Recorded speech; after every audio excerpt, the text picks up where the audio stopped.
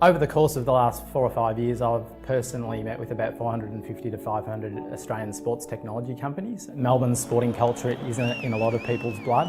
We've got the majority of the national sporting bodies here. We've got all the major leagues here in a considerable format. We've also got the world-class venues. So the Australian Sports Technologies Network was established back in 2012, really to leverage off the world-class sports capability that this country has got. With the LaunchVic funding, we've been able to accelerate a number of organisations who would still probably be just putting along. Secondly, to develop a sports technology startup playbook, we engaged Steve Blank, who is one of the world leaders in commercialisation and innovation education. And he said, you guys really need to develop a playbook for the sector. That'll help drive the early stage startups before we then get them into our accelerator program to really come in at a much better position. The key purpose for Event Workforce Group is to provide our physical and digital workforce management solution.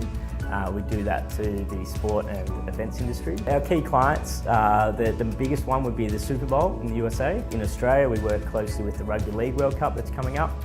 We also do a lot of work with Cricket Australia, the AFL over the grand final period. So with the support of the ASTN, we've definitely been able to achieve growth into international markets a lot quicker.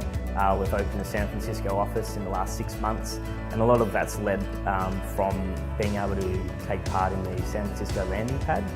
So through the help of Craig Hill, I was introduced to a number of contacts at Austrade, which led to myself being based in San Francisco for 3 months and really establishing a business presence there, understanding the market and then growing from there. Reflive is a smartwatch app for football referees and a software platform for league associations to digitise the entire match day administration process. We already have users in about 100 countries. Australia is a small country, both in terms of population and general market size, so sports tech companies are going to be doing the bulk of their business overseas, and to be able to have a really solid base in Australia to be able to test and figure out the business model and things like that, and then expand overseas. I think the ASTN has been crucial in helping companies globalise as quick as possible. And then the third part of our program with LaunchVic is to really develop the first sports data analytics hackathon. That will really be cutting edge. It'll be great to have some of the brightest minds in terms of data analytics outside of sport look at our data and interrogate that and really move forward.